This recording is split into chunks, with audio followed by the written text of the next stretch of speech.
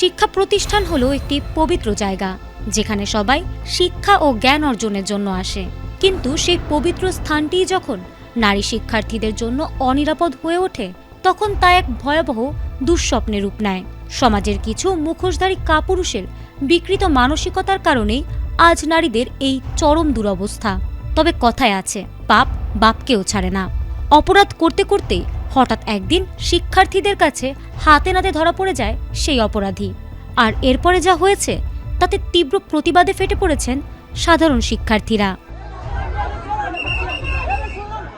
ঘটনাটি ঘটেছে জাহাঙ্গীরনগর বিশ্ববিদ্যালয়ের টিএসসি ভবনে। সেখানে নারী ওয়াশরুমে গোপনে ভিডিও ধারণের সময় রিয়াজ আহমেদ রাজ নামে এক বহিরাগত যুবককে হাতে নাতে আটক করা হয়। দীর্ঘদিন ধরে নিজের বিকৃত আনন্দ মেটাতে এবং সংরক্ষণের উদ্দেশ্যে তিনি নারীদের এমন গোপন ভিডিও সংগ্রহ করতেন। Optical brighter photo catalyst active granule সমৃদ্ধ বসুন্ধরা পাওয়ার ওয়াশ, ঝলমলে কাপড়ে ফুরফুরে মন। ওত পেতে থাকা এই অপরাধী ছাত্রীদের ওয়াশরুমে প্রবেশ করলে এক শিক্ষার্থীর সন্দেহ হয়। পরে তার পরিচয় নিশ্চিত হতে না পেরে বাইরে থাকা অন্যান্য শিক্ষার্থীদের খবর দেওয়া হয়। শিক্ষার্থীরা এসে তাকে অবরুদ্ধ করে এবং তার মোবাইল তল্লাশি করতেই বেরিয়ে আসে থলের বিড়াল। ফোনে একাধিক আপত্তিকর গোপন ভিডিও এবং বিভিন্ন টেলিগ্রাম চ্যানেলের সন্ধান মেলে। এই চাঞ্চল্যকর ঘটনাটি প্রকাশ পাওয়া মাত্রই ক্ষোভে ফেটে পড়েন সাধারণ শিক্ষার্থীরা।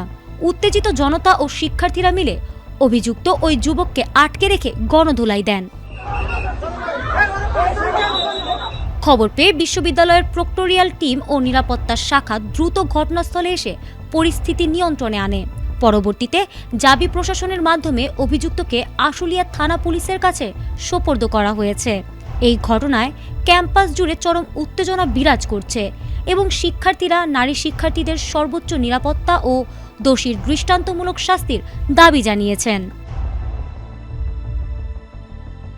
ফারহানা হক, এটিএন বাংলা।